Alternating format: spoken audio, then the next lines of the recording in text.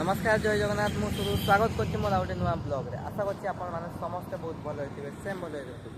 आज ब्लॉग टिके इंटरेस्टिंग होआ पई जाउछि काहेकि ने आज आम उदरारू भुवनेश्वर ता भी पुणी स्कूटी रे राइड करके जीवी आउ तापरे माने मोर निजर लाइसेंस नहीं किछि नहीं मु विदाउट लाइसेंस से जीवी भुवनेश्वर जानिनी रास्ता रे कोन प्रॉब्लम होबो कोन नहीं सब किछि आपण मानक सहित शेयर करी आपण माने वीडियो टी शेष पर्यंत निश्चय देखन आउ हाँ लाइक कमेंट शेयर सब्सक्राइब करने भूलें चलतु आज वीडियो आज जर्नी स्टार्ट करवा।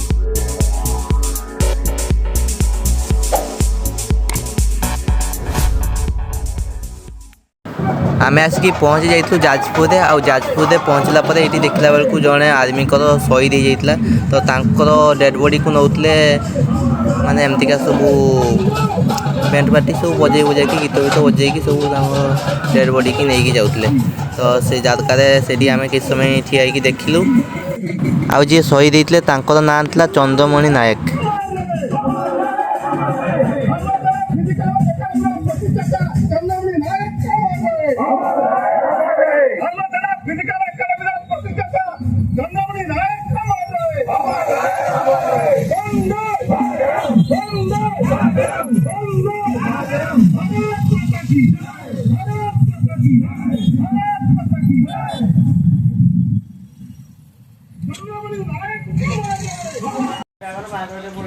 बर्तमान आम आसिक पहुँच जाइए जगह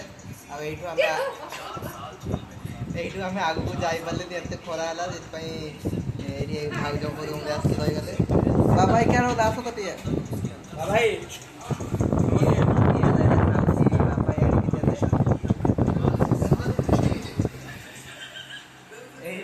अच्छा भाज भाज रूम को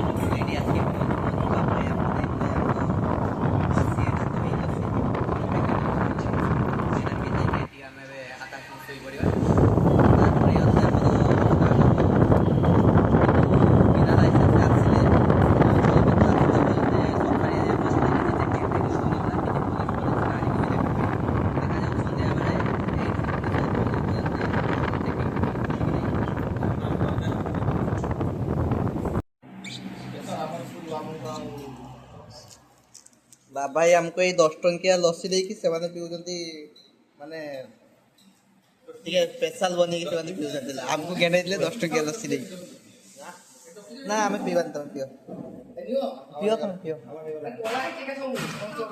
ना पियो एटा जेटा एटा सेटा तो ना ना मिछ कथा कहली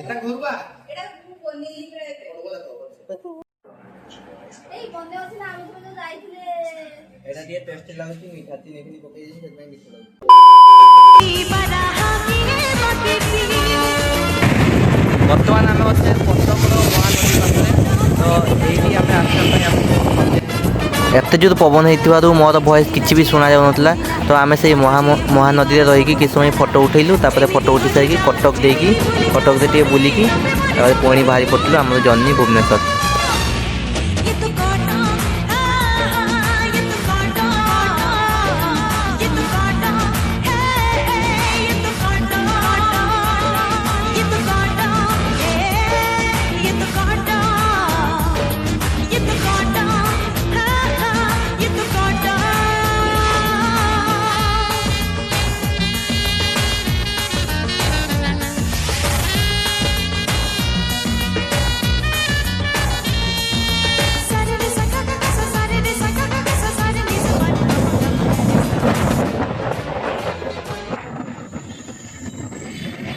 ओ भाई संध्या बेले की व्यू कटक रे बहुत माने एमतीका व्यू संध्या बेले।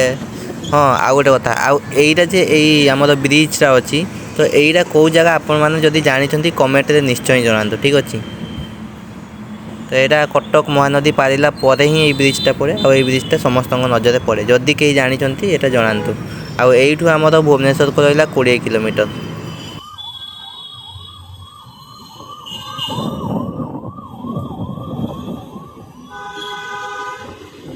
ओ माय गॉड एत बड़ बड़ बिल्डिंग मुझे देखी नी।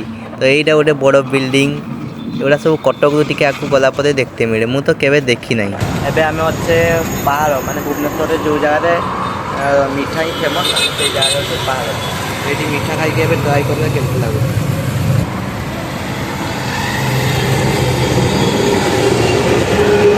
जदि आप भुवनेश्वर आसते जगह मिठा खाऊना भुवनेश्वर आसिक किसी लाभ ना। तो जी भी यही भुवनेश्वर आसती पहाड़ देखिए पार जगह अटकी मिठा आप निहती खा आसिक मुझे पहुँच जाइए भुवनेश्वर ठीक अच्छे। तो यही भिडटा मुझे सका ही बनाऊँगी आली रात आसिक पहुँची गली मत एत टायर्ड लगे मोबाइल भी चार्ज नाला एमती गड़ते गड़ते मुझे शुई पड़ी मोबाइल चार्ज बस गोटे गोटे शुई पड़ी। तो से काली भिडियो मुझे बनई पारे आज सका उठिक भिड बनाऊँगी। तो आज एवं 7:30 होती मतलब 8टा बड़े एग्जाम अच्छी पुणी एवं बाहर की जी। हाँ आ गए कथा आली जे मैंने मुझे मैंने कौन प्रोब्लेम हो कौन ना। तो सेमती किसी भी रास्ता आसला बेले माने चेकिंग फेकिंग हो नाला कि पुलिस नथिले किसी भी प्रोब्लेम है माने पूरा भलसे आसी। फास्ट आसिकी आम से घर 8टा बेले बाहर 8टा बेले बाहर की आमर जाजपुर से जड़े भाउजों घर से रही जाते जेहेतु एत खरा है से पहुँचला बेलू 11टा होता से एत खरा आसिले जा भाउज घर रही जाइए खाई पी के रेस्ट नहीं पुणी आम बाहर 5टा बेले बाहर की भुवनेश्वर पहुँच जाइलु 8टा बेले। तापर 8टारे आसिकी तो माने एत टायर्ड लगे आसिकी पूरा शुई ठीक अच्छे। तो एबे मुझे कहवाई छात उपर आसिक भिड बनाऊली माने आज सका रात बहुत जोर बर्षा होती माने पागटा पूरा बहुत भल अच्छे। तो एबे मुझे बाहर की जी भुवनेश्वर सॉरी एबे मुझे जी एग्जाम देवाई। तो देखा गोटे नेक्स्ट वीडियो रे जदि आपण मानक ये वीडियोटी भल लगी वीडियो को लाइक शेयर सब्सक्राइब आ गोटे कमेंट निश्चय करूँ। बाय बाय टाटा देखा गोटे नुआ वीडियो।